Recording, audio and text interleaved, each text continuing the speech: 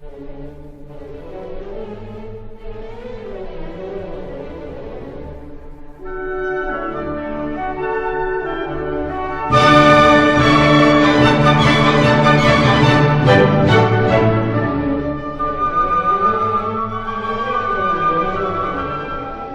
noite. Hoje vamos falar sobre reencarnação e como a reencarnação é um bom negócio.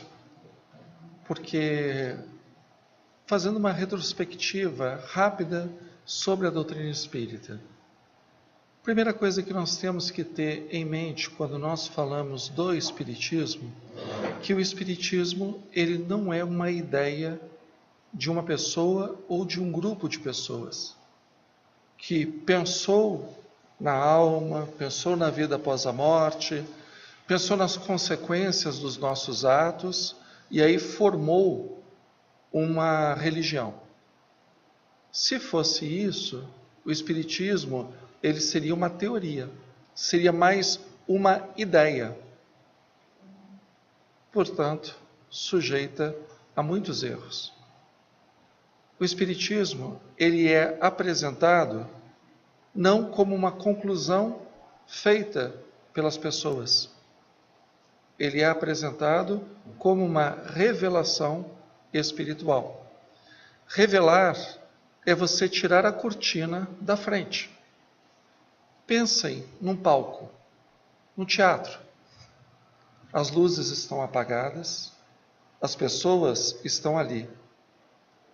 São os espectadores. Estão na expectativa. Mas o que tem atrás da cortina?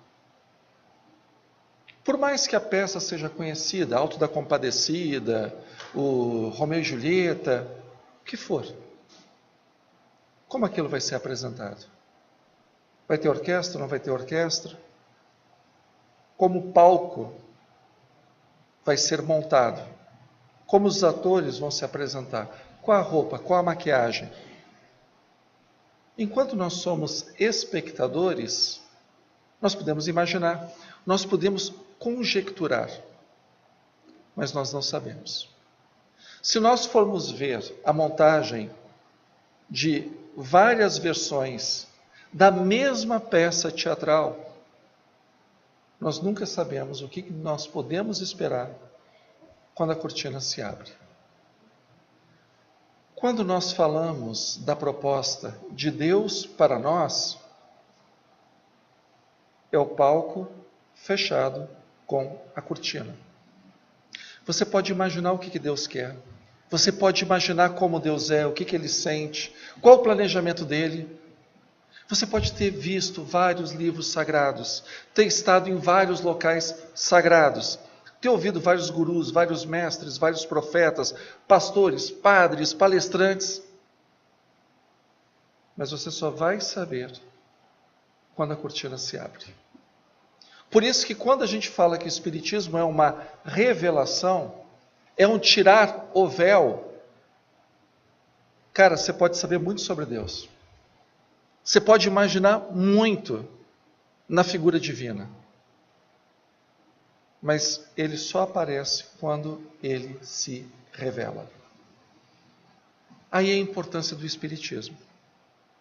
O espiritismo, ele é Deus se revelando, mas de uma forma diferente daquilo que nós estamos acostumados nas religiões de uma forma geral. A gente pensa muito em termos ocidentais, então nós pensamos muito na Bíblia.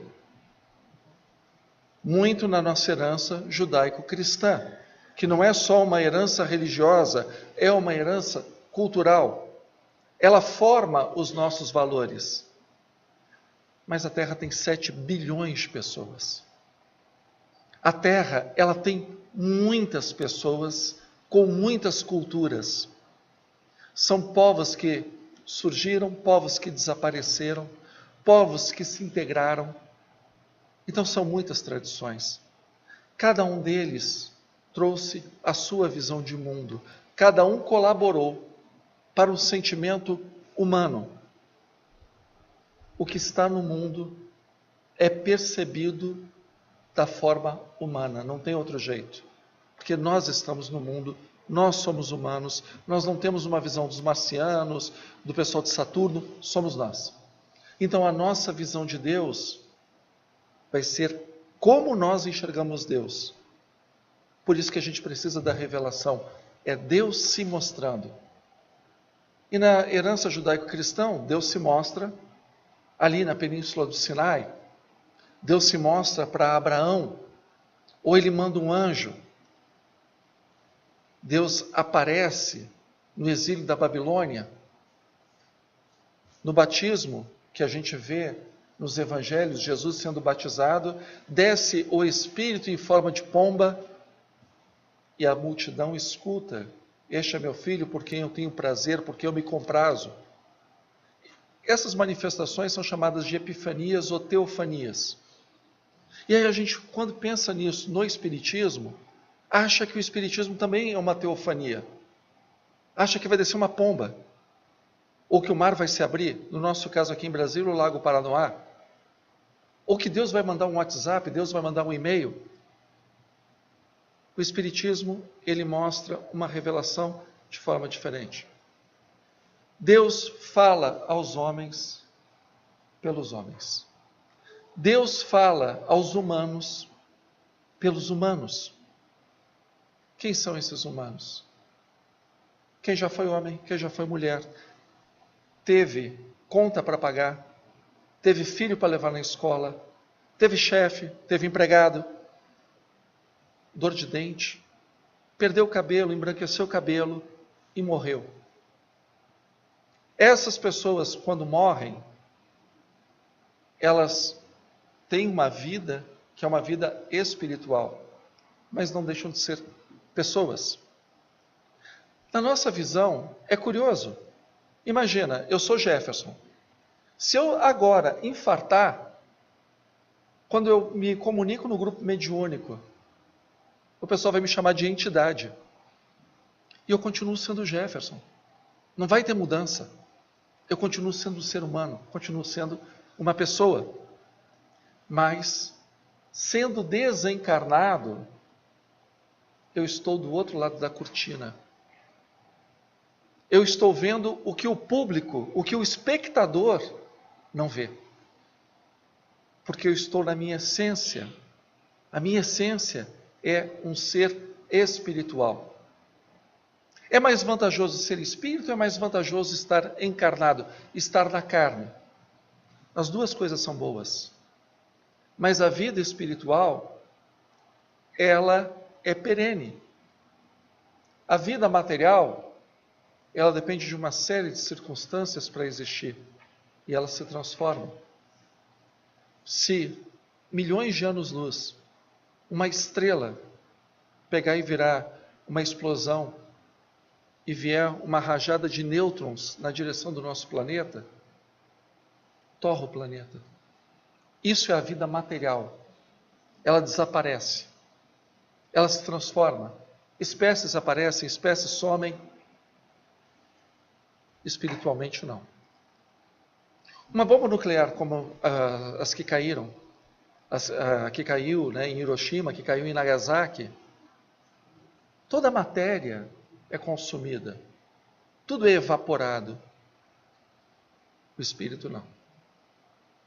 Por isso que estar do outro lado da cortina, assumir essa natureza espiritual, nos tira as ilusões. Porque nos dá uma dimensão do que está na nossa frente e do que está atrás da cortina.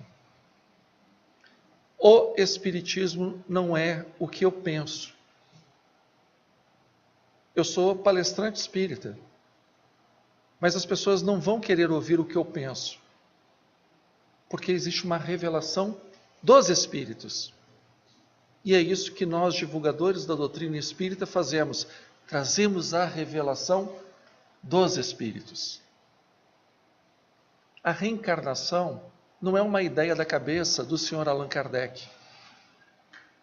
Esse gênio da pedagogia, não foi ele que teve a ideia da reencarnação. Quando nós pegamos a Revista Espírita de 1858, ele diz que quando ele foi confrontado com essa revelação, ou seja, os espíritos trazem a reencarnação como um fato novo, uma ideia nova, ele, Kardec,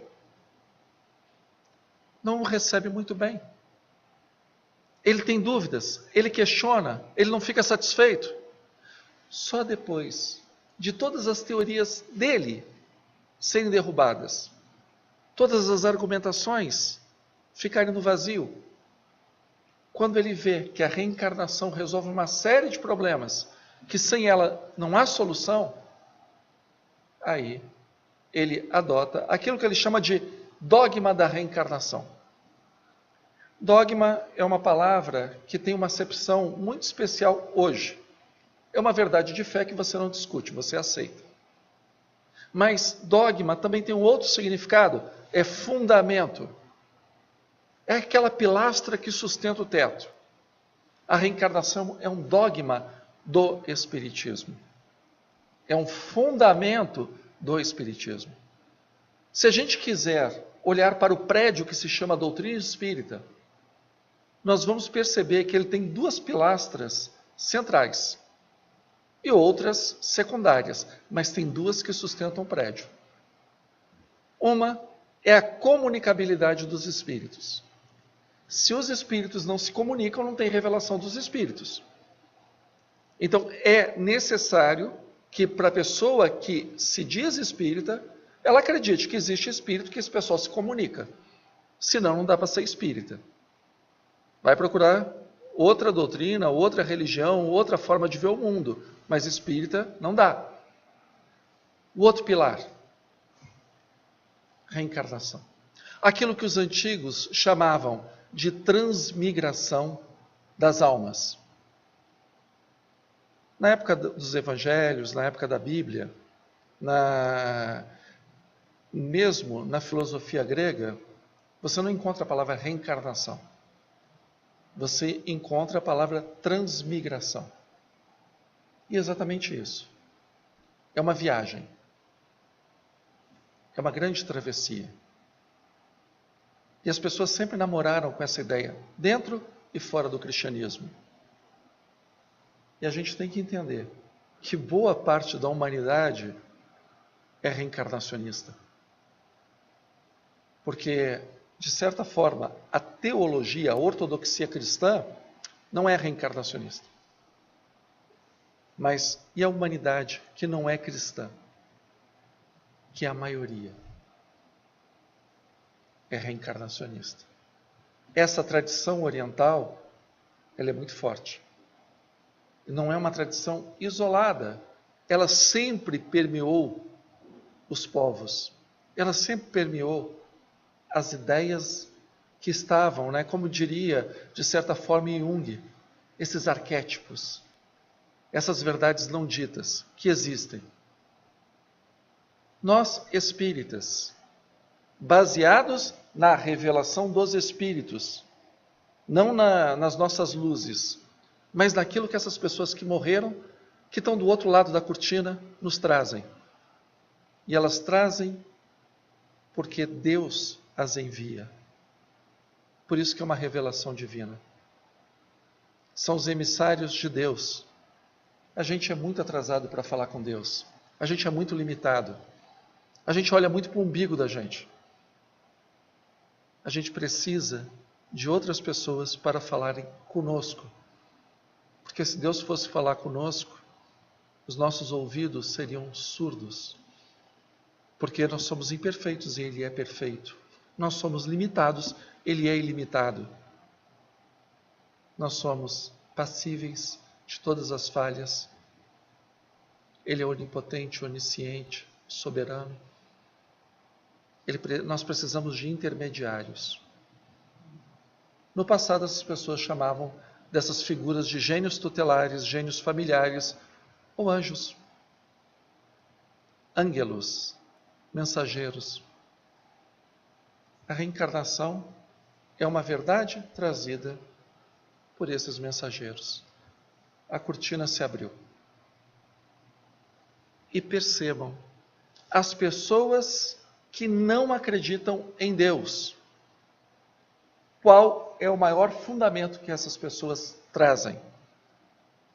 Porque não é simplesmente assim, olha, eu sou indiferente, esse negócio de Deus é muito confuso, cada um tem o seu. Não é isso. As pessoas olham para o mundo, normalmente têm uma experiência terrível, traumática, ou elas vivem essa experiência, ou alguém próximo vive essa experiência, e elas pensam aquilo que os antigos filósofos pensavam. Se Deus existe, se o sofrimento existe, é porque Deus não existe. Caramba, o ser humano sofre. Tem gente que já nasce no berço, destinado ao sofrimento até o túmulo. Então Deus não existe. Se Deus existe e deixa isso acontecer, ou porque Ele é indiferente a esse sofrimento, para esse ser soberano a gente é um pouquinho mais do que vírus, então Ele é indiferente, ou Ele é impotente. Ele vê o sofrimento, se condói com o sofrimento, mas Ele não tem poder para acabar com o sofrimento. Logo, se Ele não tem poder, Ele não é onipotente, Ele não é Deus. Então Deus não existe. Toda a argumentação de uma pessoa que defende o ateísmo, e destaco, o ateísmo não é a ausência de crença. O ateísmo, ele é uma crença negativa. A pessoa tem aquilo como fé, mas é uma fé da negação. Nunca achem que um ateu é isento. Isso é ingenuidade. Ah, o cientista é ateu, por isso ele tem uma visão isenta do mundo. Ele já escolheu um lado. Ele já tem a sua militância. Ele não é melhor do que um evangélico, ele não é melhor que um católico, não é melhor que um budista. Ele tem a crença dele, e a crença dele é a negação. Aí tem um acomodado, o agnóstico. Se Deus existe, se Deus não existe, não é da minha conta. Porque sendo Deus um ser sobrenatural, porque para o ser humano só é natural o que o ser humano toca, cheira, sente, pega, aquilo que ele vê, é o que está no mundo ou no universo de uma forma mais ampla. Então Deus não é visto, não é tocado, não é cheirado. Então Deus é sobrenatural, é fora da natureza. Pois bem, se Deus é fora da natureza, não é objeto da minha preocupação. Esse é o agnóstico. Essas pessoas, via de regra, sempre se escudam nessa visão. O mundo é um mundo injusto. Tem gente que nasce para brilhar, tem gente que nasce para sofrer. Infelizmente, é uma realidade. Então, tem Deus na parada, esse Deus não me interessa. Pessoas que sentem essa chama divina dentro de si, e é natural que elas sintam isso, porque afinal de contas, se nós somos espíritos, nós somos centelhas espirituais, criadas pelo grande Espírito, que é Deus. Grande Espírito é uma metáfora, tá? Deus não é espírito, Deus é Deus. Deus não é humano, Deus é Deus. Deus não é anjo, é Deus. Só tem uma pessoa nessa categoria, um ser, se preferirem, Deus. Não tem mais ninguém, só tem Ele. O que a gente falar de Deus é por analogia, por comparação. Não tem outra forma. Nós, como espíritos, nós estamos nesse mundo sobrenatural, dito sobrenatural. Então nós nos sentimos mais próximos de Deus. Mas também nós temos essa dualidade, nós vivemos na carne. Então nós temos o anseio de Deus, mas a gente não vê Deus, não toca, não cheira, não pega. E aí? As pessoas vão tentar racionalizar isso. E como que elas racionalizam? Deus existe, o sofrimento existe, Vamos tentar entender esse sofrimento. Quem lê a Bíblia com muita atenção, percebe que a Bíblia tem contradições, porque são vários livros que foram colocados juntos. É uma coleção de livros ali. Quando a gente fala, por exemplo, primeiro livro de Reis, é um livro. Segundo livro de Reis, é outro livro. Deuteronômio, outro livro. Gênesis, outro livro. Juntaram tudo e chamaram de Bíblia. Quando a gente começa a ler essa Bíblia, esses livros, nós estamos falando de pessoas que viveram experiências diferentes, pessoas que muitas vezes estavam em locais diferentes, pessoas que estavam em épocas diferentes. Então, Deus se apresenta na Bíblia de forma diferente. Porque para cada pessoa que escreve, quem escreve a Bíblia é chamado de agiógrafo. É inspirado divinamente, segundo os cânones cristãos. Cada geógrafo que escreve ali vai escrever aquilo que sente da divindade. É com seus óculos que ele vai tentar explicar Deus. Então, no começo eles viam da seguinte forma: Abraão é um beduíno. Bom, Deus é um beduíno. Davi é um rei. Deus é um rei. Jerusalém é destruída, não tem templo. Deus habita na Torá, nos rolos de livros sagrados. Depois, não tem mais nada. É um povo errante na diáspora.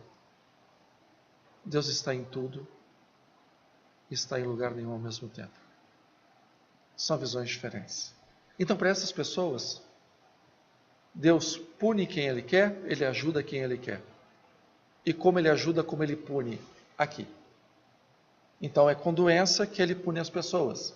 A doença é a punição do pecado, a morte é a punição do pecado. A lavoura, quando se perde, é a punição do pecado. O filho nasce surdo, é a punição do pecado dos pais, dos avós ou dos tataravós. Vai ter um grupo que vai entender dessa forma. Depois, outro grupo vai ver que isso é injusto. E vai dizer assim: não, existe alma. E existe uma vida após a morte. Os bons vão ser recompensados, os maus vão ser punidos. Porque aqui na Terra tem muita gente boa que só se ferra. E tem muito canalha que só se dá bem. O agiógrafo viu isso na Bíblia.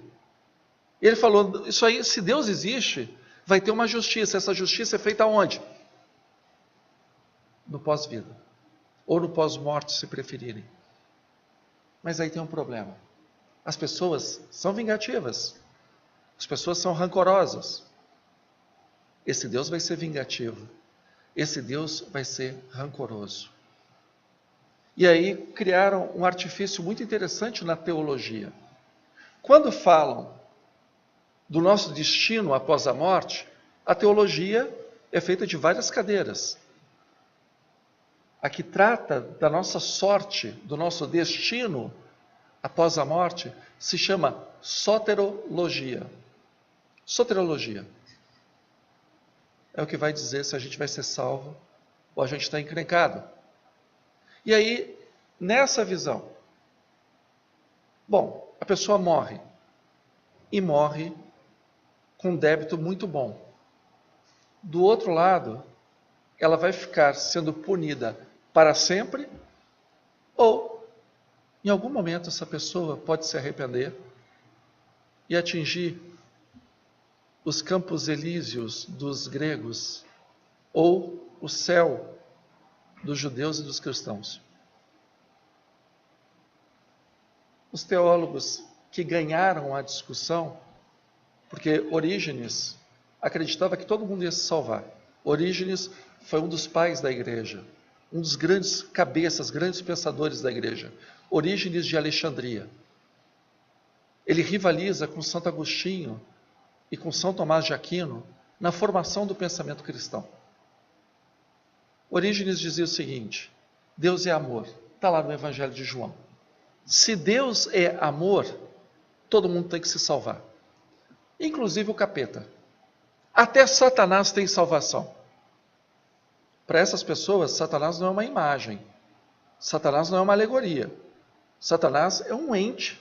Ele existe. E ele atua no mundo para que as pessoas saiam prejudicadas.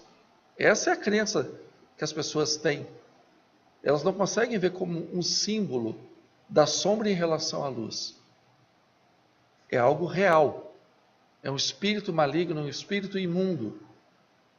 Bom, para Orígenes de Alexandria, se Deus é amor, toda a sua criação tem salvação. Todos. Não existe pecado sem remissão. Satanás se salva. Depois de sofrer bastante, mas se salva. Para Agostinho de Hipona, Santo Agostinho, de jeito nenhum.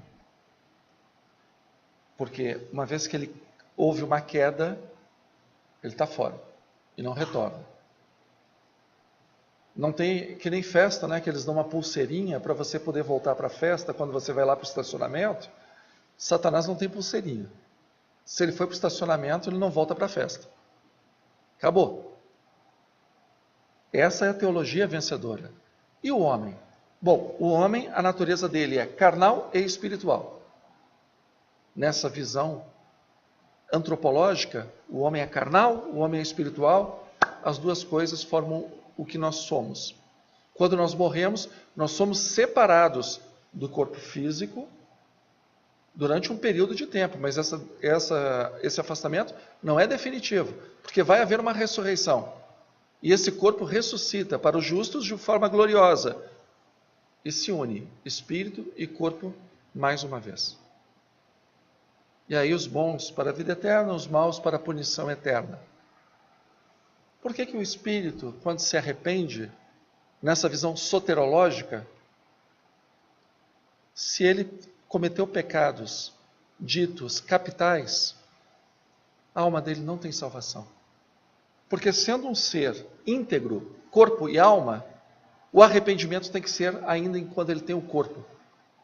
Uma vez que o corpo morre, ele já não está mais íntegro. Então ele não pode alcançar mais a salvação. Porque ele, desencarnado, só será espírito. Ponto. E assim que as pessoas controlam o comportamento durante 2000 anos. O medo do inferno, principalmente na Idade Média, não era medo, era terror, era pânico. As pessoas acordavam e dormiam com pânico delas irem para o inferno.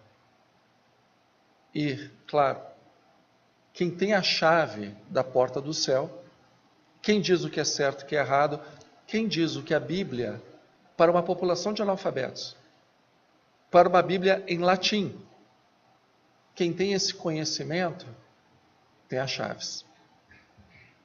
E aí, essas pessoas têm o poder, porque elas detêm não a chave do mundo, elas detêm a chave do céu e do inferno. É um poder cosmológico. Só que essas pessoas maltratam as outras pessoas. Essas pessoas, ao invés de salvarem, elas corrompem, elas abusam. E a gente está vendo casos hoje de pessoas religiosas que abusam da sua situação de líder religioso, de liderança religiosa, para subtrair a tranquilidade, a paz, as finanças, a própria saúde das pessoas. Se esse cara é o representante de Deus, então Deus não existe.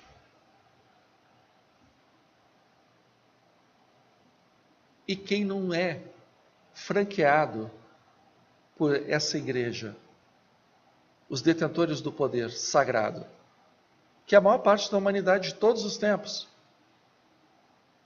gente que nunca ouviu falar em Jesus. Isso existe muito hoje. Não pensem com os olhos do Ocidente, pensem globalmente. Muita gente vai morrer sem saber quem é Jesus. Saber que existiu um profeta da Galileia que morreu crucificado na gestão de Pilatos e que depois essa pessoa foi alçada a uma situação de divindade e acreditar nele te livra dos pecados. Tem gente que não vai conhecer nada disso. E vai morrer e vai ser destinado ao inferno porque não teve acesso a isso. Então, é difícil de ser religioso nessas horas. Porque Deus não nos deu só fé, Deus nos deu razão. E ainda tem Calvino que explica isso de uma maneira muito tranquila, baseada nas epístolas paulinas. Uma coisa muito simples, Deus salva quem Ele quer, Ele pune quem quer, não tem que dar satisfação para ninguém. E a fé é dada por Deus. Se você não tem fé, problema seu, Deus não quis dar fé para você. E ai de você que queira questionar Deus. Aí vem o pessoal que fala, isso tudo é conto de fadas. Exatamente, em 1848, quando Karl Marx e Friedrich Engels soltam o Manifesto Comunista, que eles dizem que a religião só serve para oprimir, eles estão pensando nisso. Infelizmente, é uma visão que não vê a espiritualidade, mas vê instituição e pessoas. E esquece que instituição e pessoas são falhas. Eles acham que combatendo as pessoas estão combatendo Deus. Mas Deus está fora do alcance deles. É nesse cenário que a cortina se abre, que o palco se ilumina, que a orquestra troca, que vem a lume o livro dos Espíritos. A revelação espírita. E o que essa revelação, quando ela toca na reencarnação, ela nos traz? Deus te ama muito, não é pouco. E mais do que isso, Deus tem mais fé em você do que você nele. Tanto que Ele tem fé, tanto que Ele acredita, que Ele te deu uma coisa que limita o poder dele divino, limita o poder dele, Deus. O nome disso é livre-arbítrio. Quando Deus deu o livre-arbítrio para o ser humano, Ele abriu mão de uma parcela do poder dele. A sua vida é sua. Você quer ir para a direita ou quer ir para a esquerda? Quer ficar parado? Quer gritar? Quer xingar? Quer perdoar? Você quer amar? Você quer odiar? É você. Gente, olhar para o ser humano, mais do que isso, olhar para a humanidade e dar essa tocha que ilumina a consciência, é confiar muito na gente. É confiar muito que a gente dá conta, porque Ele deu o livre-arbítrio. Mas esse livre-arbítrio, ele gera consequências. Senão, nós não aprenderíamos. Se tudo que nós fizéssemos não gerasse consequências, nós seríamos sempre pessoas mimadas, injustas e totalmente alienadas da nossa natureza espiritual. Os nossos atos, e até mais do que isso, os nossos pensamentos, eles têm que ter reflexos no mundo real, para o bem, para o mal. Bem, tudo que se aproxima das leis de Deus. Mal, tudo que se afasta das leis de Deus. Para o bem ou para o mal, tudo que nós acreditamos, tudo que nós fazemos, tem que ter consequência. Caramba, mas nós somos pessoas frágeis. Emocionalmente frágeis, fisicamente frágeis, socialmente frágeis. Desde que a gente nasce, desde que a gente está no ventre da nossa mãe, nós somos frágeis. Para o ser humano nascer e ter a mesma destreza que um bebê de chimpanzé tem, o bebê humano teria que nascer com 21 meses. A gente nasce com 9. Então, a gente é frágil, a gente é desengonçado. A maioria de nós, seres humanos, envelhece mas não amadurece. A maioria de nós desenvolve a teoria do complexo de Gabriela. Eu nasci assim, eu cresci assim, você sempre assim, Gabriela. E fica nisso. Se a vida humana e a nossa expectativa de vida é muito curta, e se nós não tivermos a opção de nós trabalharmos com o nosso potencial, que pensem, Deus quando cria o universo, e eu não estou falando só do universo físico, eu estou falando de tudo. Tudo, inclusive aquilo que nós não descobrimos, tudo, inclusive aquilo que nós não conhecemos. O que nós chamamos de universo é uma pontinha de um iceberg muito grande. Se a nossa vida, com uma expectativa muito boa, vamos imaginar 100, 102 anos, 120 anos, o que é isso perto da eternidade? O que é isso perto da nossa ignorância? O que é isso perto da nossa fragilidade? Nós nos despedimos antes mesmo de entendermos quem somos. Desde que Freud divulga o inconsciente, boa parte das nossas motivações, boa parte do nosso conhecimento está armazenado em camadas tão profundas do nosso psiquismo que nós não fazemos nem ideia. Quais seriam as alternativas para a gente? Não ter nada depois da morte. E a vida não teria valido a pena. A vida seria uma selva.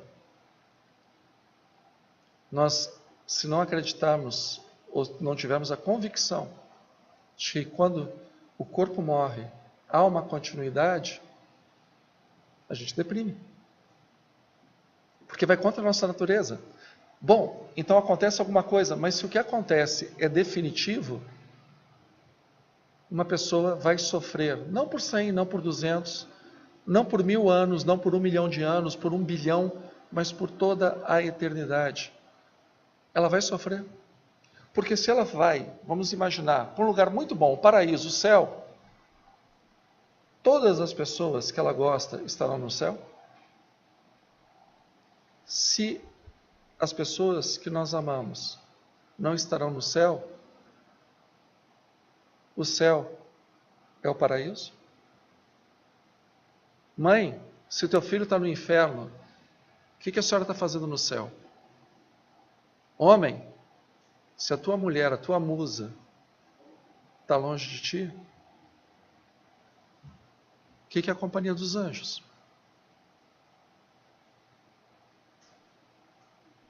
No céu tem livre-arbítrio? Porque se tiver livre-arbítrio, duas pessoas pensam diferente. Tem uma nuvem e duas pessoas. Como é que vai ser? Vai ter conflito. Vai ter aquilo que as pessoas chamam de demanda, de lead. Vai ter dois interesses e uma resistência. Então o céu é pacífico? A não ser que não haja livre-arbítrio. Então a gente não é mais a gente. A não ser que haja memória. Se a gente não lembrar das pessoas que morreram, então o céu não nos pertence. Porque é um bando de pessoas com Alzheimer, depois de mortas. Seremos dementes. E aí? Bom, a gente é espírito, vai continuar evoluindo quanto espíritos, mas se a carne que nos traz necessidades, se a carne que nos traz desafios não foi o suficiente para o nosso desenvolvimento, a vida espiritual é que vai ser? Aí é que entra a revelação dos espíritos. Somos sementes que estamos num planeta apropriado para o nosso desenvolvimento. Por mais que uma planta tenha raízes, é a copa das árvores que vê o céu. Por mais que a gente tenha instintos, paixões carnais, humanas, porque nós somos humanos, temos que ter essas paixões, a nossa essência é olhar para as nuvens. É a famosa imagem do Sagitário. Aquela meio ser humano, meio animal. O lado animal tem cascos, o lado animal tem pelo, tem rabo, mas o lado humano aponta para o infinito. Essa é a nossa natureza. Somos humanos e, ao mesmo tempo, somos seres espirituais. Somos sementes num planeta que não é um vale de lágrimas, mas que é uma escola. A cada vida, nós saímos melhores do que a vida anterior. Porque existe um processo chamado inteligência. A inteligência ela vem de duas coisas, da experiência e da memória. Aí muitos vão dizer assim, mas espera aí, quando a gente reencarna, a gente perde a memória. De que memória a gente está falando? Lembram do inconsciente? Que o Freud foi que popularizou? E o resto do iceberg? E o nosso chipzinho? A nossa índole? De onde que vem? No livro no Evangelho segundo o Espiritismo, está ali, na parte que fala em amar o vosso próximo, na instrução dos Espíritos. Meus amigos, vocês são muito melhores do que há 100 anos atrás. E vão ser ainda melhores nos próximos 100 anos. Porque é tentativa e erro. Cada tentativa elimina um erro. As possibilidades de errar são vastas. Mas quando vamos treinando, a nossa inteligência tem possibilidades ainda maiores. Nenhum aprendizado vem sozinho. Quando você puxa um aprendizado, outras tantas habilidades vêm junto. A partir daí, nós, enquanto seres, que as pessoas gostam muito de usar a expressão do devir, do vir a ser, porque nós não somos seres completos e acabados. Nós estamos sempre num processo de encontrar a nossa verdadeira natureza, que é a natureza espiritual. E se a gente pisou feio na bola, cada reencarnação é um novo jogo, é um novo campeonato. Começa tudo de novo. Mas os títulos que você ganhou, ninguém tira. O que você aprendeu, as habilidades que você desenvolveu, elas te acompanham. Para cada vida, você vai vir mais hábil, mais inteligente, naquilo que você pegar e se desenvolver. Para aí, eu vou ter que reencarnar com a mesma mulher? Nessa encarnação já está difícil, então vou ter que na próxima vir com ela? Não. Lembram do livre-arbítrio? Mas não esqueçam da responsabilidade. Eu sempre vou vir perfeito, alto, esguio, rico, vivendo nos melhores ambientes sociais, jatinho particular? Não. Porque as minhas necessidades são necessidades do Espírito, e eu tenho que ter um olhar do Espírito. Porque o verdadeiro patrimônio é um patrimônio intangível. Por isso que é pouca gente rica e muita gente ralando. Porque a maioria quer desenvolver habilidades que só a necessidade nos oferece. Peraí, eu vou ter que voltar com aquela pessoa chata de novo? Cara, a pessoa chata vai ser menos chata. Porque ela também evolui, não é só você que evolui. E detalhe, você ainda volta mais paciente. E se os seus interesses, os seus caminhos, tiverem outros rumos, foi bom estar com você, foi bom brincar com você, agora eu sigo. Para que todos nós desenvolvamos essa capacidade infinita de amar. O ódio não é infinito, porque odiar cansa. Odiar requer uma energia que vai contra a nossa natureza. Odiar é uma gasolina que nos incendeia. É um veneno que antes de chegar no outro, ele nos intoxica. Então odiar não é da nossa natureza. Odiar é um momento. Mágoa é a mesma coisa. Mágoa é como um brinquedinho que fez muito sucesso na década de 90 chamado Tamagotchi. Ou, se preferirem, um animal de estimação. Você, para ser uma pessoa magoada, você tem que alimentar a mágoa. Gente, isso requer esforço. Você perdoar te liberta. Tentativa e erro. Liberdade, responsabilidade, amadurecimento, evolução. Reencarnar é pegar e retornar, transmigrar para uma nova experiência com o acúmulo das experiências anteriores. É a possibilidade de fazer aquilo que a gente não fez. É a possibilidade de pagar as dívidas que nós fizemos. Porque se não pudéssemos pagar as nossas dívidas, Deus não seria amor. Se Deus perdoasse todas as dívidas, sem a gente tentar trazer o equilíbrio para o mundo que desequilibramos, Deus não seria justo. Bom, o Luiz Fernando Veríssimo diz que não acredita em reencarnação, a menos que conte para a Previdência Social.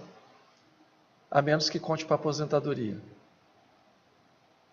Mas de que aposentadoria nós estamos falando? A quem nós amamos, nós fortalecemos os laços. Quem nós odiamos, nós perdoamos. Quem nós esquecemos, nós lembramos. Quem nós deixamos, nós resgatamos. Isso é a lei de amor. E não é uma lei pensada pelos espíritas. É uma lei revelada pelos espíritos. E ela tem um condão que pouca gente fala. Ela dá sentido ao mundo. Ela dá um sentido ao sofrimento. Ela dá um sentido às dores. Porque as dores são as dores necessárias para a nossa libertação. Quem estuda para concurso, quem estuda para vestibular, não reclama do tempo que passa estudando, contanto que alcance aquilo que almeja. Quem faz dieta, quem vai para a academia, quem corre, não reclama do exercício, contanto que atinja o resultado. Peguem um atleta olímpico. Olha o corpo daquela criatura. Aquilo ali foi desenvolvido com pipoca, refrigerante, sofá e televisão?